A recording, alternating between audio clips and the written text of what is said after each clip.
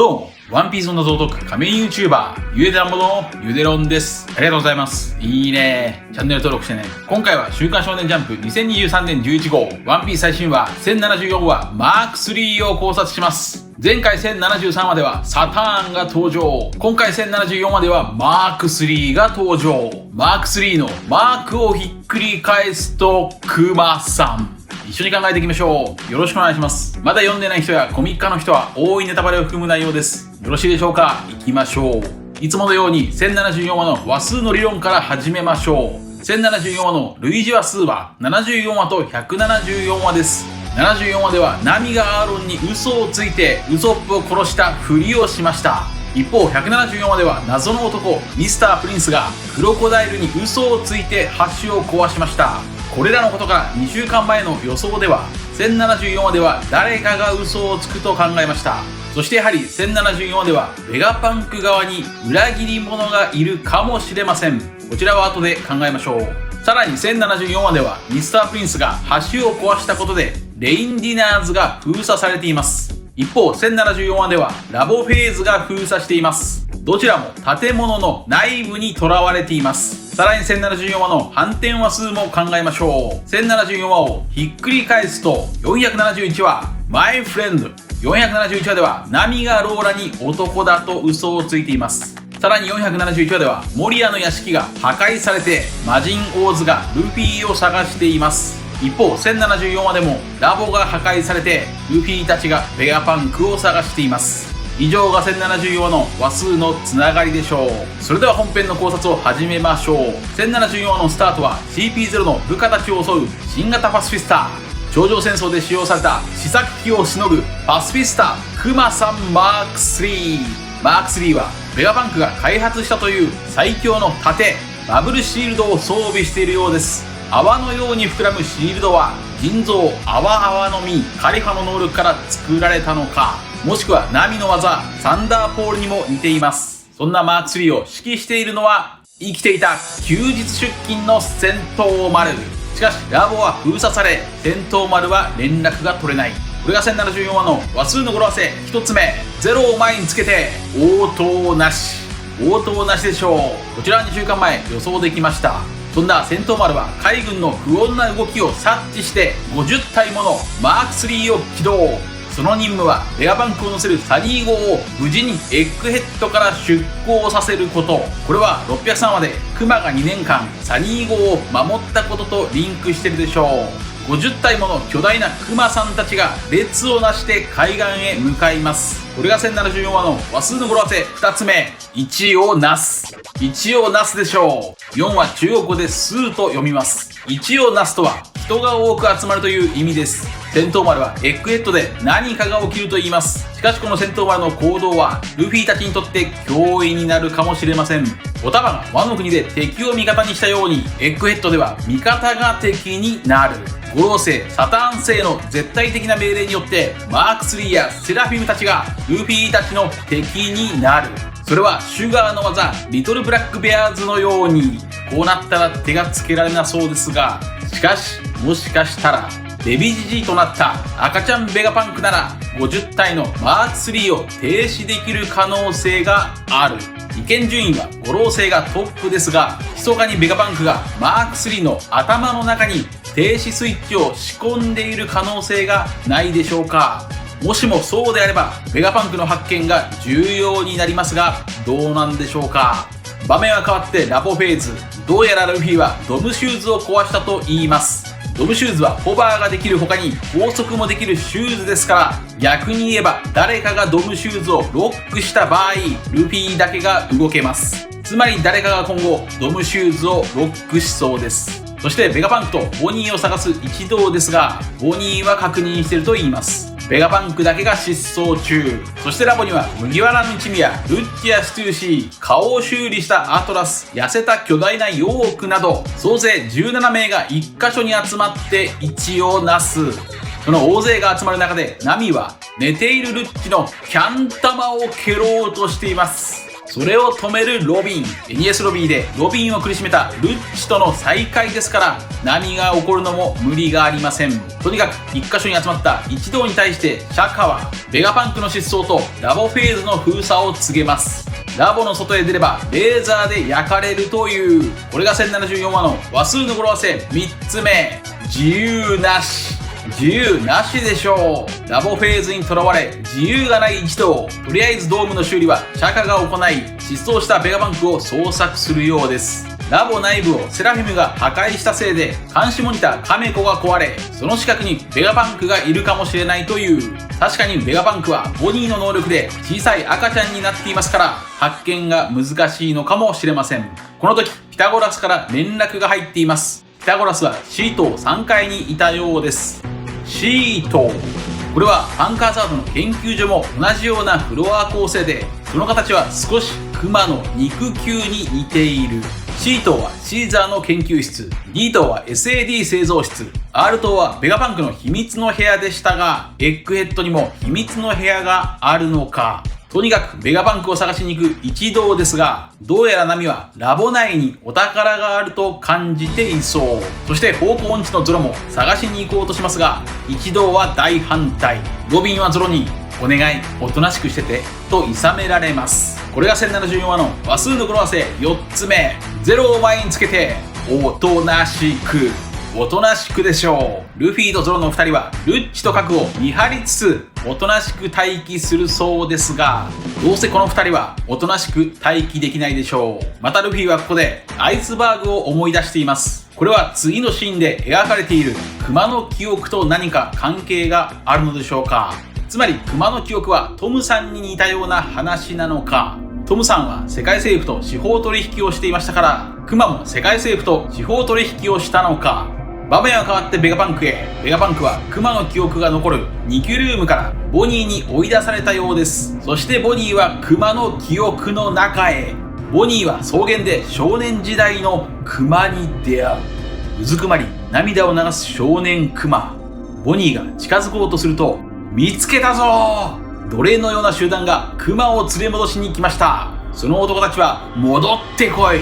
逃げたらみんな殺される。と言い、クマを虐待しますが、クマは戻りたくはない。もう二度とあんな場所、戻ったってどうせ死ぬと言います。虐待される少年クマ。それは死ぬ自由さえもなく、おとなしく従うだけ。自由なしのまさに生き地獄。そんな虐待をお城から眺めているのは天竜人。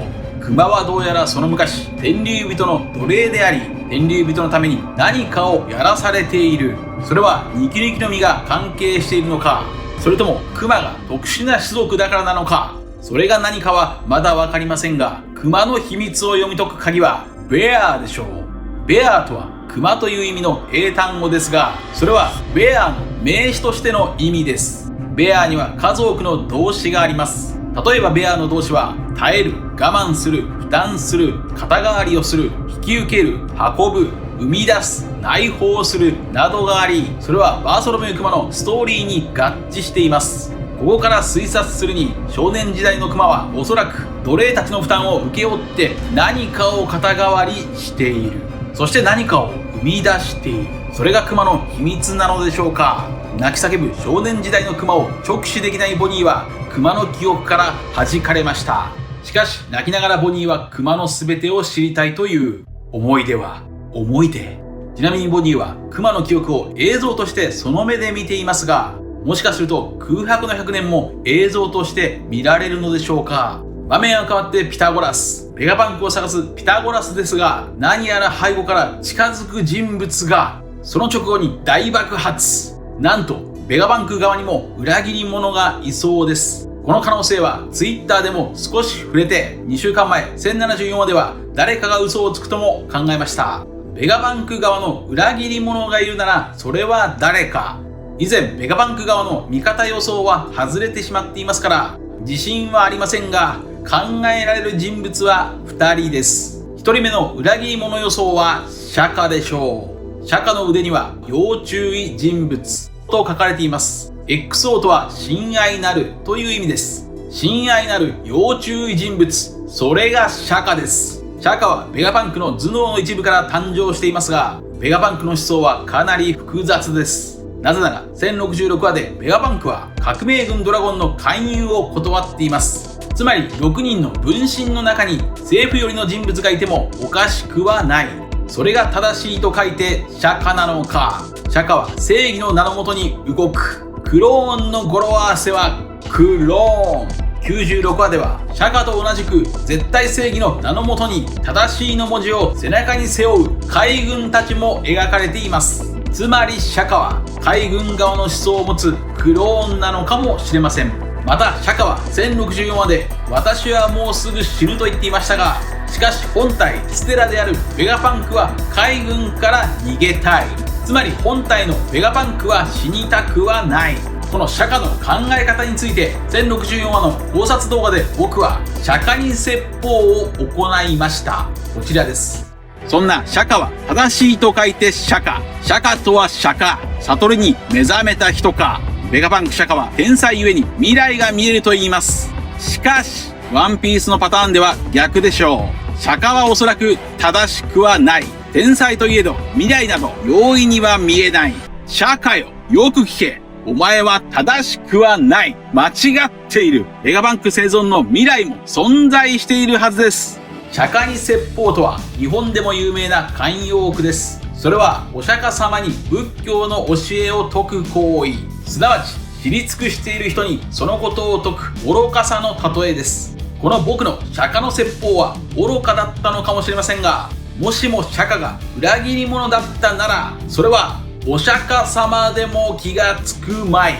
とにかく裏切り者1人目の候補は釈迦でしょう。2人目の候補はステューシーです。あの状況でステューシーがルッチたちに気づかれずにでんでん虫でベガパンクと会話したシーンはやはりおかしいです。それにステューシーはラボに来てからいきなりステラに会いたいわとベガパンク本体を探しています。またステューシーはお金が好きな罰金のクローンです。そしてベガパンクは金がない貧乏じじい。ステューシーがベガパンクの味方をする理由が弱い。クローンだからお金には興味がないのでは？そう思うかもしれませんが、ステューシーはホールケーキで玉手箱をしっかり狙っていました。もしもステューシーが裏切り者の場合は、1度目のドームの故障はカリブーで、2度目の故障はセラフィムたちの攻撃でしょう。以上の2人が裏切り者の候補です。どちらかを選んで予想しろと言われれば、ステューシー？つまりルッチもカクも本当は寝ていない。猫をかぶっておとなしくしているのか。場面は変わってモルガンズの飛空艇。モルガンズは世界政府によるベガパンク暗殺計画を掴んでいるようです。そんなベガパンクは世界の人気者だそうで、エネルギー開発によって世界の街に火を灯したという。つまりはやはり火イコールエネルギー。腎臓メラメラの実が存在しているかもしれません。またルフィと海軍がエッグヘッドで戦っていることもすでに知っているようで、モルガンズはルフィを首謀者とする人質立てこもり事件として報道したいという。それにぶち切れているのが行方不明だったビビ。そしてワーポルもいます。ワーポルはビビに大声を出すなとビビっています。つまりこれも語呂合わせおとなしく。そして世界政府の盗聴でんでん虫にもビビっている。これが1074話の話数の語呂合わせ5つ目、盗聴。